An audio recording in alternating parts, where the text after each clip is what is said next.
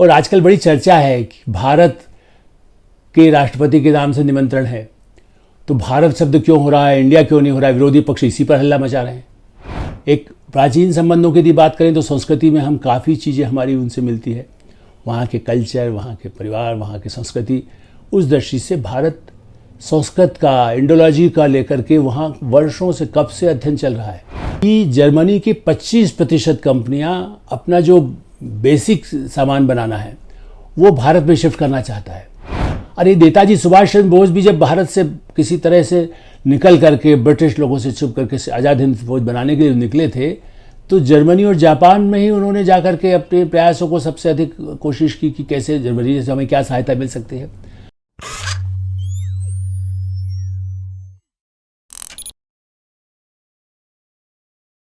नमस्कार, मैं हूं आलोक मेहता। एडिटर्स आई में आपका स्वागत है। G20 देशों के सम्मेलन को लेकर हम कुछ दिनों लगातार इस पर चर्चा कर रहे हैं कि किन देशों के साथ हमारे घनिष्ठ पुराने संबंध हैं, नए संबंध हैं और भविष्य के संबंध हैं। और इसलिए आज मैं चर्चा करना चाहता हूं दुनिया को बचाने की मित्रता। दुनिया को बचाने की मित्रता, आप कहेंगे किस तरह से, क्या युद्ध की स्थितियां हैं या क्या ऐसा संकट है जिसमें केवल दुनिया को यही देश मिलकर बचा सकते हैं। मैं केवल कोई राजनीतिक आधार पर नहीं कह रहा हूं, आर्थिक आधार पर भी नहीं कह रहा हूं। दुनिया को, विश्व को बचाने के लिए पर्यावरण की दृष्टि से जो देश भारत के सबसे बड़े साझेदार हो सकते हैं उनमें जर्मनी का नाम अग्रणी है।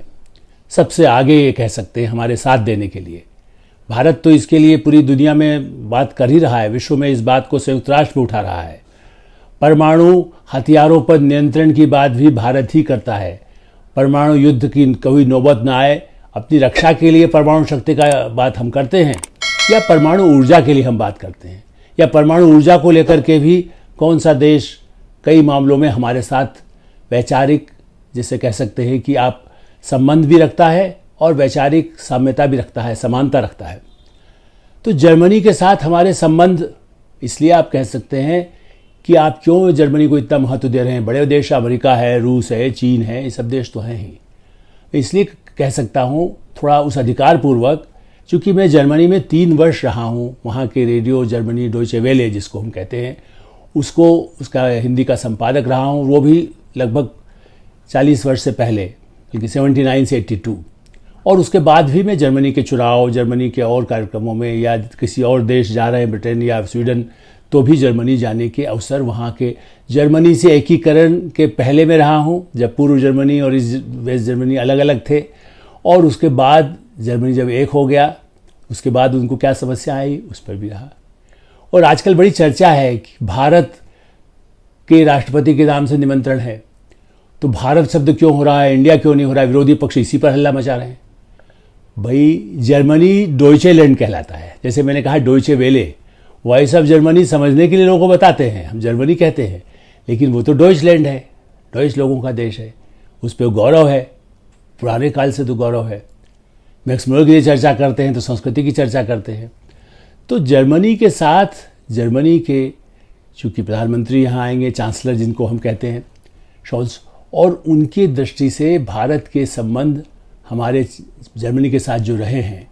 एक प्राचीन संबंधों की यदि बात करें तो संस्कृति में हम काफ़ी चीज़ें हमारी उनसे मिलती है,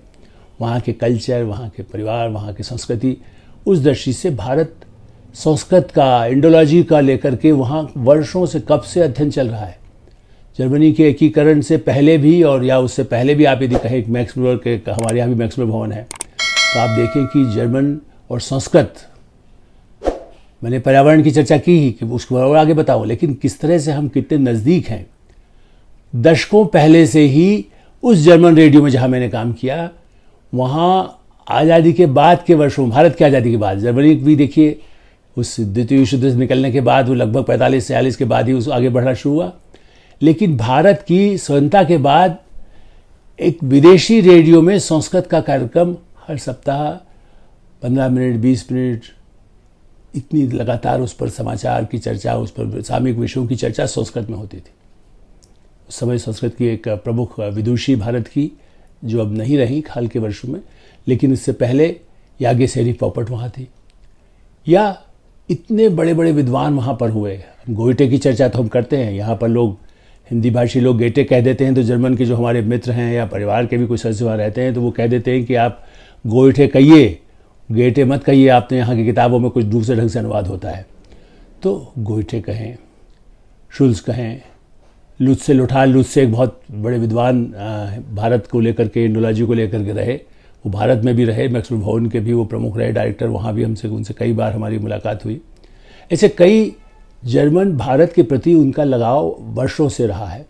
और इसलिए इन संबंधों का G20 के संदर्भ में आप यदि देखें तो भारत पर्यावरण की रक्षा के लिए जिस तरह से सारा दुनिया में मौसम बदल रहा है, कहीं बारिश नहीं होना है, कहीं भी बारिश हो रही है, कहीं इतनी ज़्यादा हो रही है, तूफान आ रहे हैं अमेरिका, यूरोप, सब जगह, उसमें भारत की जो आवाज़ है भूमंडल के लिए, वसुधैव कुटुंबों की बात जो प्रधानमंत्री नरेंद्र मोदी करते हैं, और प्रधानमंत्री नरेंद्र मोदी आर्थिक संबंधों की चर्चा नहीं करते, वो सब जगह दुनिया में जहाँ जाते हैं, जर्मनी में भी भारतीयों के बीच ही नहीं, जर्मन के नेताओं के बीच, यूरोपियन यूनियन के बीच, संयुक्त राष्ट्र में, अंतर्राष्ट्रीय किसी भी, और इसलिए G20 में भी एक प्रमुख मुद्दा रहता है पर्यावरण संरक्षण। हम उस बात का, भारत और जर्मनी इस बात का भी मानता है कि जो देश, बड़े बड़े देश, चीन और अमेरिका जैसे देश, जहाँ पर पर्यावरण की दृष्टि से ध्यान नहीं रखा गया, वहाँ पूरा औद्योगिकरण हो रहा है, लेकिन वो दूसरों को ज्ञान देते रहते हैं कि आप पर्यावरण रक्षा के लिए क्या कर रहे हैं। ये सही है कि जर्मनी यूरोपियन यूनियन का हिस्सा है, लेकिन यूरोपियन यूनियन में भी भारत के साथ उसके सबसे बड़े संबंध हैं, सबसे बड़ा आर्थिक साझेदार वो है। इसलिए जब हम पर्यावरण की बात करते हैं, यदि सौर ऊर्जा, हाल के 10 वर्षों में प्रधानमंत्री नरेंद्र मोदी के आने के बाद कई हजार करोड़ रुपए के बड़े बड़े प्रोजेक्ट्स हमारे यहाँ सौर ऊर्जा में बढ़े हैं और उससे ग्रामीण क्षेत्रों में देखा है, दूर दराज के, छत्तीसगढ़ से लेकर के, नॉर्थ ईस्ट से लेकर के और कश्मीर तक, जहाँ जहाँ आप देखें, उत्तर भारत में भी, पश्चिम भारत में भी कई स्थानों पर सौर ऊर्जा के कारण कितना लाभ मिलने लगा है। अरे दिल्ली, मुंबई में जहाँ पर इसको प्रोत्साहित किया गया कि ठीक है आप अपने ऊपर सोलर पैनल लगा लीजिए तो आपको कुछ सरकार भी सहायता देगी, सरकार सहयोग करेगी। मुझे याद आता है वर्षों, मतलब आप समझिए कि करीब 20 वर्ष पहले हम हाइडेलबर्ग गए और वहाँ पता चला कि साहब वहाँ तो पूरा जो यूनिवर्सिटी का पूरा इलाका है, पूरा एक छोटा शहर है, वो पूरा सौर ऊर्जा पर निर्भर है। उस समय जहाँ वहाँ धूप 3 या 4 महीने आती है, सौर ऊर्जा का भी सबसे बड़ा प्रवर्तक जर्मनी हमारे साथ, हम पहले कहते थे हमारे पास संसाधन कम थे, आर्थिक संसाधन कम थे या प्राथमिकता कम थी, या मैं कहूँगा कि वो लॉबी भी थी जो चाहती थी कि आप खाली परमाणु से बनाएं या दूसरे कोल से बनाएं ताकि उनका धंधा, अंतर्राष्ट्रीय लॉबी जो काम करती है, या भारत में भी जो उन लॉबी के साथ जुड़े हुए लोग थे, वो चाहते थे कि भारत सौर ऊर्जा में ना करे, क्योंकि उनको कोयले का धंधा यदि करना है बाहर के साथ, या वो कहाँ से हो सकता है, या थर्मल पावर के लिए करना है, तो जिस ढंग से वो उपयोग करते रहे उससे हट करके सुरेश प्रभु तो बहुत अच्छे प्रारंभ किया, तब उनका 500 करोड़ का बजट था जब अटल बिहारी वाजपेयी की सरकार में, और बाद में कुछ वेस्टर्न इंटरेस्ट लॉबी काम किया उनके खिलाफ, जो सौर ऊर्जा पर वो ज़्यादा काम कर रहे थे, उनको हटवा ही दिया था। ऐसे स्थिति में सौर ऊर्जा में भारत के साथ जो संबंध है,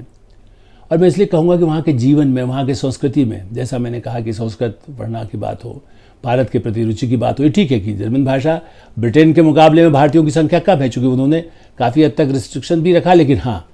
वो तो सबसे पहले रिफ्यूजीज़ को अलाउ करते, जो उन्होंने झेला था। हिटलर उस समय जिस तरह से ज्यूज़ के साथ हुआ, हमें उस इतिहास पे नहीं जाता जो काला अध्याय, लेकिन आप ये कहें कि उसके बाद भी उनको लगता था कि बाहर यदि किसी देश में प्रताड़ित हो रहा है, राजनीतिक कारणों से प्रताड़ित हो रहा है, लोगों को भागना पड़ता है, तो रिफ्यूजी का अब वही उनके लिए थोड़ा संकट भी हो गया है कि कैसे इतने लोगों को विस्थापित करके रख सके। भारत भी इस बात को समझता है और इसलिए जर्मनी के साथ पर्यावरण की दृष्टि से, ऊर्जा की दृष्टि से, और जिस तरह से संस्कृति में भी, शिक्षा के क्षेत्र में, अब उन्होंने भी अंग्रेजी, पहले हम जब वहाँ थे तो जर्मन बड़े मुश्किल होता था, हम थोड़ा जर्मन में यहाँ सीखे, कुछ वहाँ सीखे, जितना काम चलाओ, चूँकि रेडियो में हमें तो अपनी भाषा के लिए काम करना था, तो अंग्रेजी का उपयोग भी वहाँ उस पूरा एशिया डिपार्टमेंट में होता रहा, या दूसरे डिपार्टमेंट में भी अंग्रेजी के माध्यम से अफ्रीकी में वाले भी उससे समझेगा। लेकिन ये सही है कि अब उन्होंने सामान्य जन में भी अब धीरे धीरे लोग उस भाषा को समझने लगे, स्वीकारने लगे। या शाकाहारी, उस समय कोई समझता नहीं था 80s में शाकाहारी वेजिटेरियन क्या है, वहाँ डॉक्टर कहता था कि आप जिंदा कैसे, आप वेजिटेरियन हैं। अब तो पूरा अभियान चला हुआ है जर्मनी में, भारत से योग के बारे में कितना ज्ञान बढ़ा है। आप आश्चर्य करें, जर्मनी से जो होम्योपैथी दवाई, जहाँ पर जिसके होम्योपैथ के जनक जो हैं वहीं पर हुए, लेकिन जब हम जर्मनी में थे 80 से पहले, तो उस समय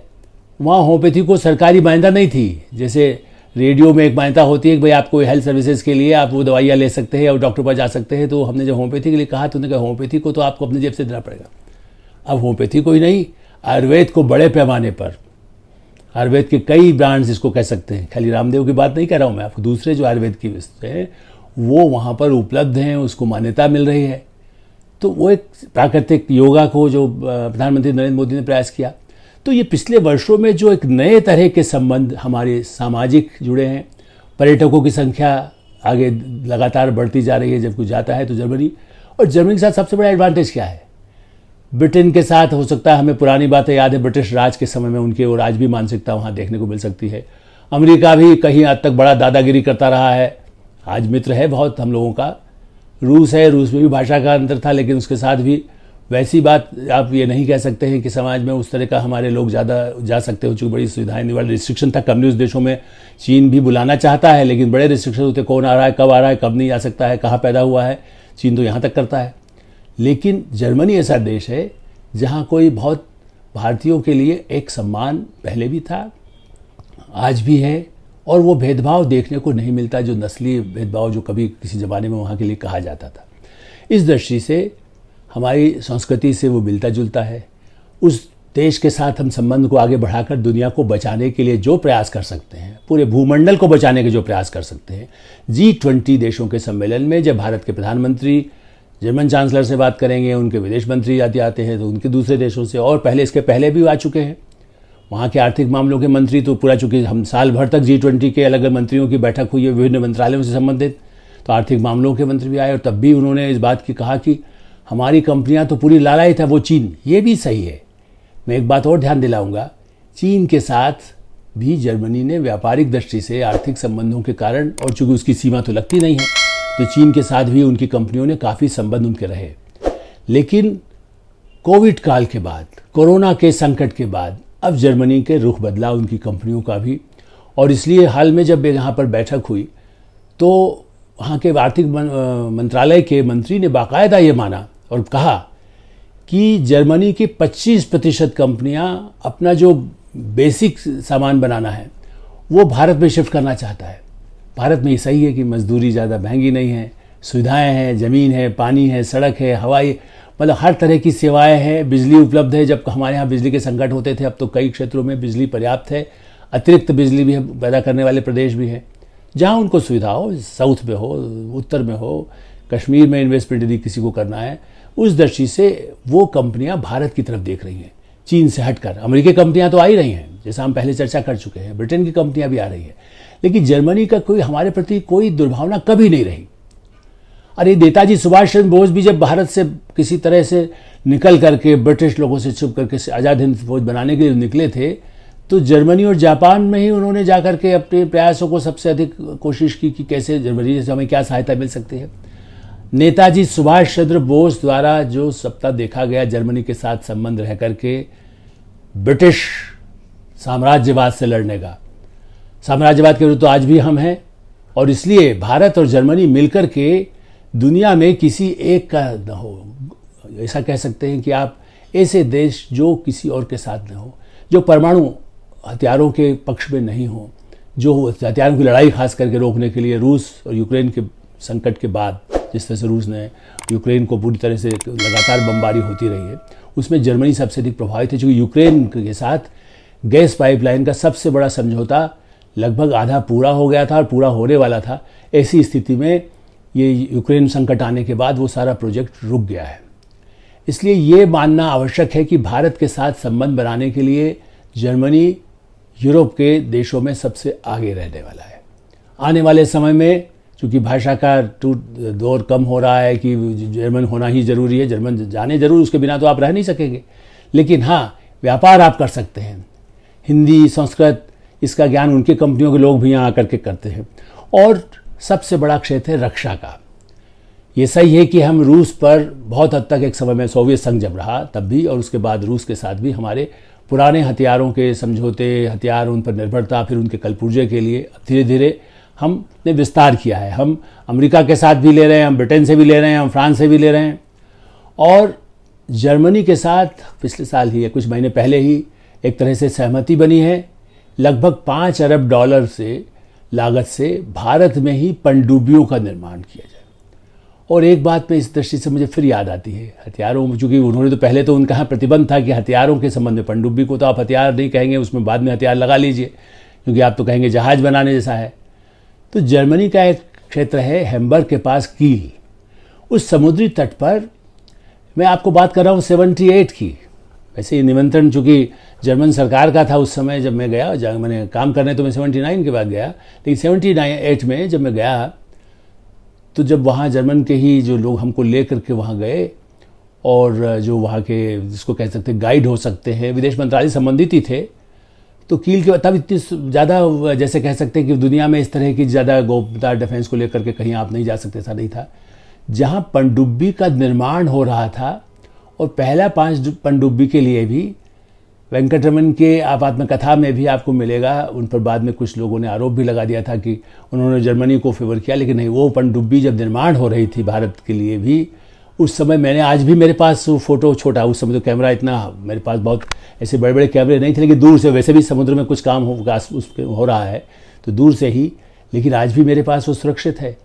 तो पनडुब्बी निर्माण तब से हमारा उनके साथ थोड़ा थोड़ा चल रहा था, लेकिन अब उन्होंने चीन के उसके बाद और वहाँ पर जो एकीकरण के बाद धीरे धीरे उन्होंने भी अपनी नीति बदली है कि जिन देशों को अपनी आज़ादी के लिए, आतंकवाद से लड़ने के लिए, हथियारों की या डिफेंस के क्षेत्र में किनसे समझौता हो सकता है, तो भारत भी हमारे जैसे कह सकते परमाणु उसके लिए रोका जाए, कहीं भी युद्ध न हो, परमाणु शक्ति का इस्तेमाल केवल परमाणु ऊर्जा के लिए हो, और हथियारों के लिए, आत्मरक्षा के लिए, देश की रक्षा के लिए, आतंकवाद से लड़ने के लिए, या कोई दूसरा आक्रमण होता है किसी देश से तो उससे निपटने के लिए, अब उसकी तरफ धीरे धीरे जर्मनी आगे बढ़ा, और इसलिए उसको भारत के साथ डिफेंस की फैक्ट्रीज में सहयोग करने में भी एक तरह से आगे बढ़कर आ सकता है। तो हम डिफेंस के क्षेत्र में, हम आर्थिक क्षेत्र में, हम पर्यावरण के क्षेत्र में, हम रेल के क्षेत्र में